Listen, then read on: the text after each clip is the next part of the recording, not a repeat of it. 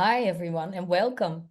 Um, my name is Ineke van der Ham. I'm one of the teachers of the Women's Grade Turning Acupuncture class, and I'm really happy to be here with you all this afternoon. And I'm even more excited to introduce someone very special, Nisa Tang. Nisa is an acupuncturist, herbalist, working in Manhattan and Brooklyn, and she's a teacher of applied channel theory. She was one of the late Dr. Wang Juyi's apprentices, and she spent many years training with him.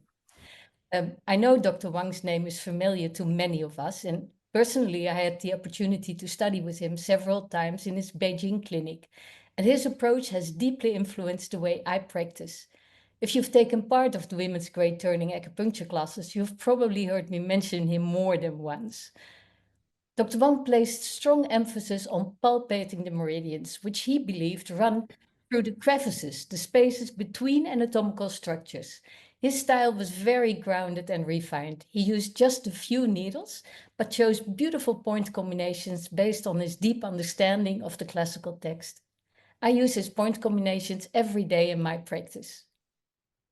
Nisa carries his legacy forward with a unique blend of depth, clarity, and practical insight. She brings the classic to life in the clinic in a truly inspiring way. And that's why I'm so thrilled that she's here with us today to share her knowledge.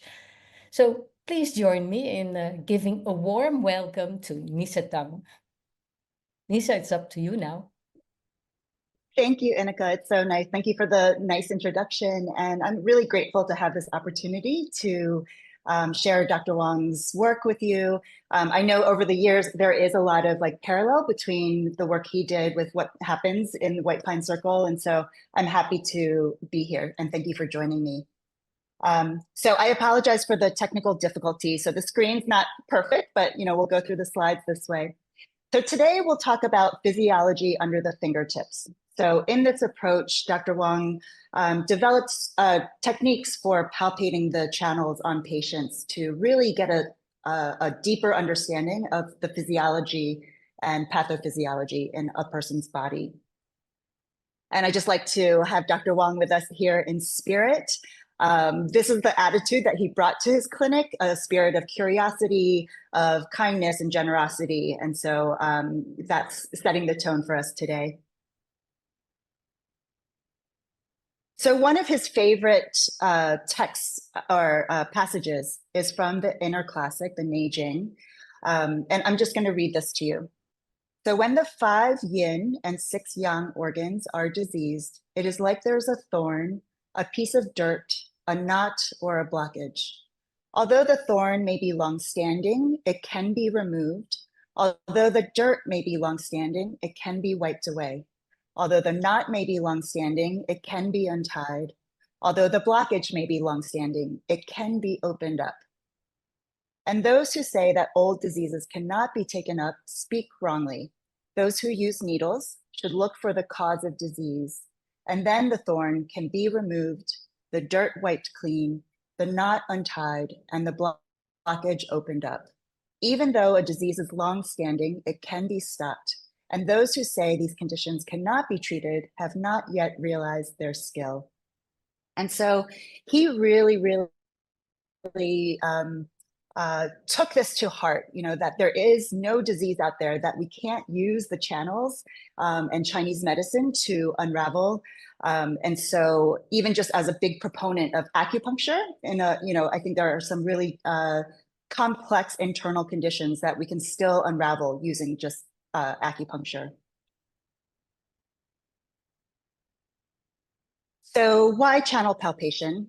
Dr. Wang, again, was a endlessly curious practitioner. And so he bumped up against challenges in his clinic, as we all do, a patient that just confounds us. And he was always returning back to the classics to figure out other, what am I missing? What else can I do? And so by using his palpation methods, it actually brings us back to a classical way of doing and thinking about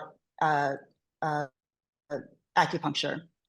And so it's beautiful to have a teacher like this who's not only a scholar in the classic text, but makes sure it's clinically applicable so that we can use it to our advantage.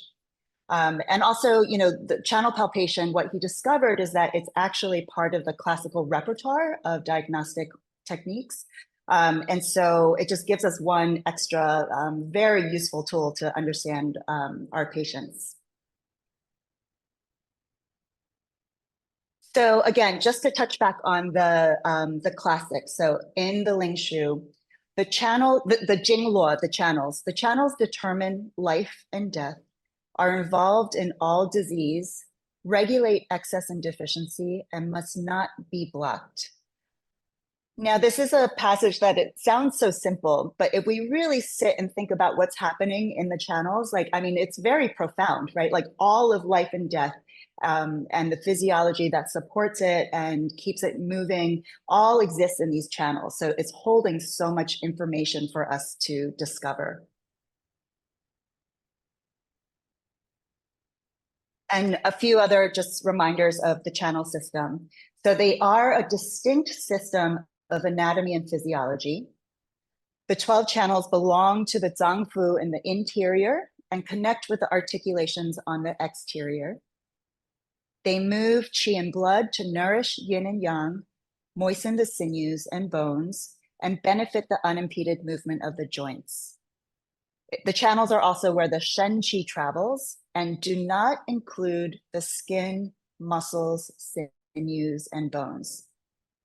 So I underlined this last passage because this is something that really stuck in Dr. Wang's head. So if the channels are not skin, muscles, sinews, and bones, then what is it really? And we get this question a lot as acupuncturists. And so he concluded that, like Inika said, it's in the crevices, in the spaces between all these structures. So what's happening in those spaces? That's where the nourishing interstitial fluid is moving through to nourish all the nooks and crannies, all the muscles, sinews. And it's where yang and yin are transforming into one another. So again, a lot of activity is happening in these spaces.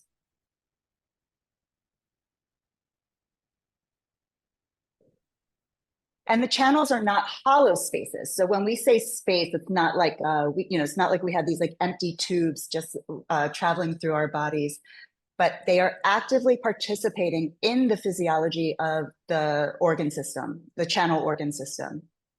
So the shape of a channel and the borders of the channel are formed by their surrounding structures, and they are filled with activity and fluids.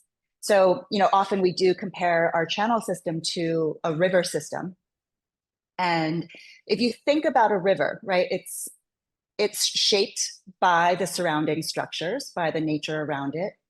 And within the flow of the river, there is all sorts of activity happening there, right? There's water coming out and seeping in from the mountains or coming off the ground. There are animals living in there, and there's transformation of yin to yang. There's, the river helps to bring waste away. It also provides nourishment to the trees and structures inside it. And so today, when we talk about the channels, I really want you to imagine these river systems. It's very much alive. And as we palpate in our clinic, we are almost like geologists or marine biologists. We're really kind of thinking about the environment that's happening inside these channels.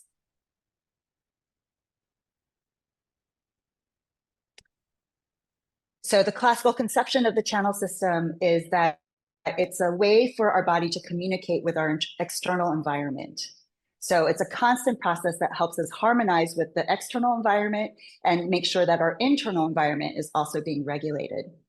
It's also where the disease can be located and where treatment can restore balance. And so one way I like to think of it is that the channels are telling a story, right? So it's really interesting when we meet a patient, we almost get a sense of, like maybe even like a place where they grew up, the environment that they live in. So it kind of like locates a person in space and time, as well as their more individual sort of channel responses to their environment.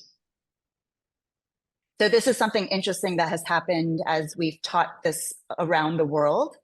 So in certain climates that are more damp, the channels will feel more damp. And in other climates where it might be more dry, like it's almost like a communal dryness that happens in everybody's channel. So there's really a story of like the time and place. So the primary areas for palpation for this approach is below the elbows and knees. So if we really think about the spaces between the muscles, sinews, skin, and bone, the anatomical structures on the arms and legs below the elbows and knees are where the muscle spaces and anatomical spaces are the most clearly defined. So as we get closer to the torso, the muscles and organs, everything kind of like is much more layered. So in the arms and legs, we are able to get a really clear sense of the pathway of the channel and what's going on in that space. Now, below the elbows and knees is also where the classical point categories are. So this includes the yuan, luo, qi points, and also the 5 shu transport points. So, these points are where there's a lot of activity. They're very powerful points. And so we can also tell a lot of information by what's happening in those areas. In our palpation diagnosis, for a first visit, we also do palpate the ren mai and du mai. Those two are also part of the diagnostic process. I'm not going to talk about those two as much today, only because I think the limbs are a really good place to start.